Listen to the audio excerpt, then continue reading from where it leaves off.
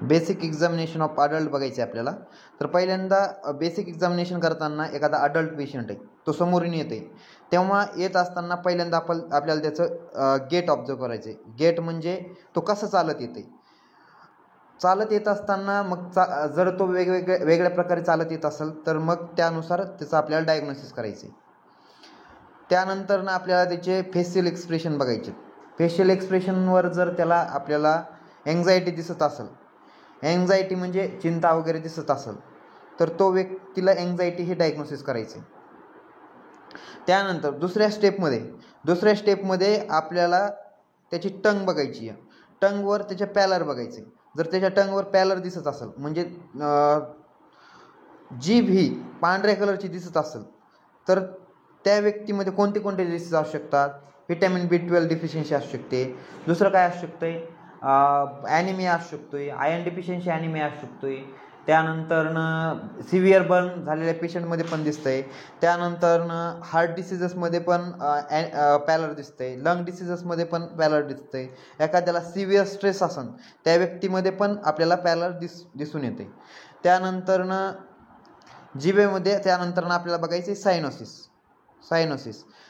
म्हणजे काय, bluish discolouration of tongue किंवा पर्पलिश डिस्कलरेशन ऑफ टंग. जर एखाद्या व्यक्तीमध्ये ब्लूइश किंवा पर्पलिश डिस्कलरेशन ऑफ टंग दिसत असेल तर त्या व्यक्तीच्या ब्लडमध्ये ऑक्सिजन सप्लाय कमी झाला आहे.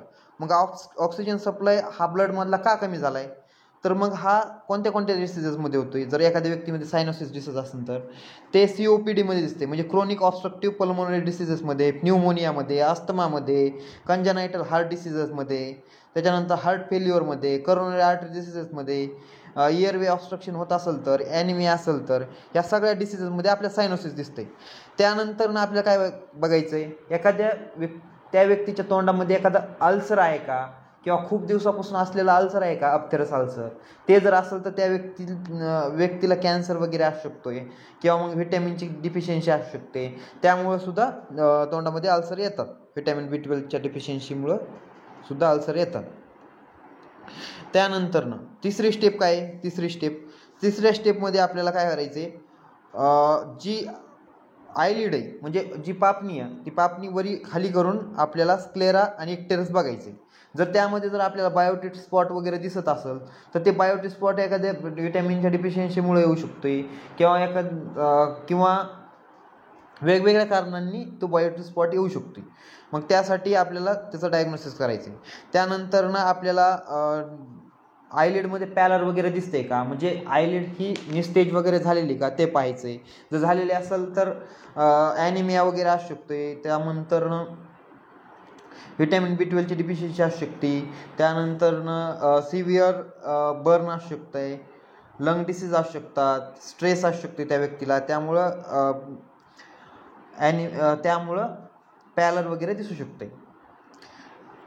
त्यानंतरनं चौथ्या नंबरला आपण काय करणार आहेत, इन्स्पेक्ट करणार आहेत नेक. म्हणजे नेकमध्ये बघणार आहेत आपण कुठं लिम्फ नोड्सची साईज वगैरे वाढलेली का. दोन्ही हातांनी आपण लिम्फ नोड्स बघणार आहेत नेक रिजनमध्ये, म्हणजे मानेच्या रिजनमध्ये.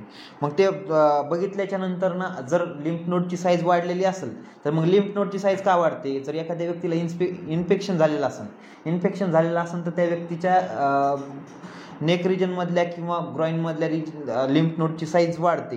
काही ब्लड कॅन्सरच्या पेशंटमध्ये पण लिम्फ नोड्सची साईज एकदम वाढून राहते. त्यामुळं आपण लिम्फ नोड्स पाहणार आहेत. त्यानंतर 5 नंबरला आपण काय करणार आहेत, इन्स्पेक्ट करणार आहेत. म्हणजे आपण तळ हात पाहणार आहेत आणि नखं पाहणार आहेत. जर नखामध्ये सायनोसिस दिसत असेल म्हणजे ब्लूइश डिस्कलरेशन ऑफ नेल्स, तर त्या व्यक्तीला लॅक ऑफ ऑक्सिजनमुळं COPD, न्यूमोनिया, अस्थमा ह्यासारखे डिसिजेस असू शकतात. त्यानंतरनं जर हातामध्ये खाज येत असेल, इन्फेक्शन वगैरे असेल, फंगल इन्फेक्शन वगैरे, तर त्यासाठी पण आपण इन्स्पेक्शन करून घ्यायचे. त्यानंतरनं 6वी स्टेप काय करायची, 6वी स्टेप आपण दोन्ही पायावर इडेमा आहे का ते बघायचे. जर दोन्ही पायावर इडेमा वगैरे असेल तर तो कशामुळे असू शकतो इडेमा, एक तर रिनल डिसिजेसमध्ये काय सिरम क्रिएटिनिन वगैरे वाढलेलं असेल, किडनी फेल्युअरकडं पेशंट जात असेल त्यावेळेस त्यावेळेस त्या व्यक्तीला बायपेडल इडेमा दिसून येतो.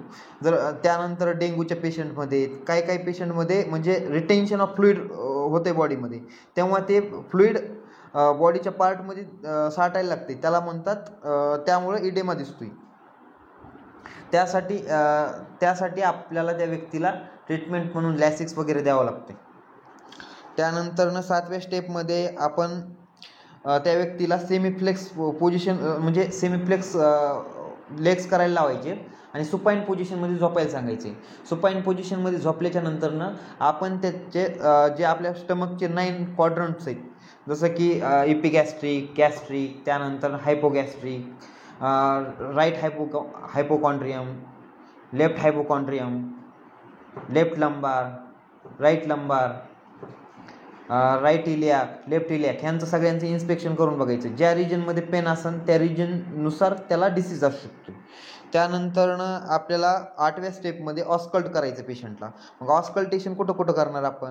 एक तर क्लॅव्हिकलच्या वरती म्हणजे सुप्रा क्लॅव्हिक्युलर रिजनमध्ये, दुसरं म्हणजे क्लॅव्हिकलच्या खालती इन्फ्राक्लॅव्हिक्युलर रिजनमध्ये, तिसरं इंटरकोस्टल स्पेसेसमध्ये, first intercostal space, second intercostal space, third intercostal space, याच्यामध्ये आपण ऑस्कल्ट करणार. मग त्यामध्ये आपण साऊंड ऐकणार. व्हिजिंग साऊंड असेल तर अस्थमा असू शकतोय, काय न्यूमोनिया असू शकतोय.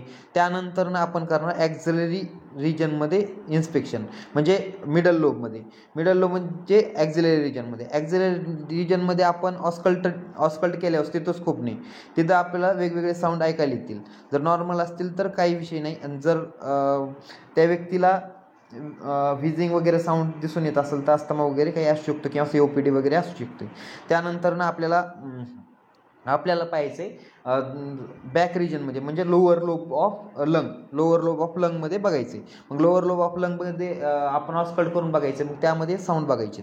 त्यानंतर लास्टची स्टेप आहे, आपण त्या व्यक्तीचं ब्लड प्रेशर बघायचं आहे. ब्लड प्रेशर बघायचं आहे. ब्लड प्रेशर जर त्या व्यक्तीचं वाढलेलं असेल तर मग परत दुसऱ्या दिवशी त्या व्यक्तीला त्याच वेळेला म्हणजे जर पहिल्या दिवशी तो पेशंट 9 वाजता आलेला आहे आणि त्याचं ब्लड प्रेशर वाढलेलं आलं म्हणजे 140/80 एवढं ब्लड प्रेशर आलं, दुसऱ्या दिवशी त्याच टायमाला बोलवलं, दुसऱ्या दिवशी त्याचं प्रेशर 140/5/80 एवढंच आलं, तर म्हणजे वाढलेलंच येतं आहे 3 दिवस सलग, तर त्या व्यक्तीला हायपरटेन्शन असू शकते. मग त्यासाठी आपल्याला त्याचं BP वगैरे चेक करणं गरजेचं असते. 40च्या पुढं सगळ्या पेशंटचं आपण हे चेक करून घ्यायचं, ब्लड प्रेशर चेक करून घ्यायचं, BSL चेक करून घ्यायची. त्यानंतरनं आपण डायग्नोसिस करायचं किंवा ह्या सगळं एक्झामिनेशन झाल्याच्या नंतरनं त्या व्यक्तीमध्ये काय सिम्पटम्स दिसतात त्यानुसार आपण डायग्नोसिस करायचं.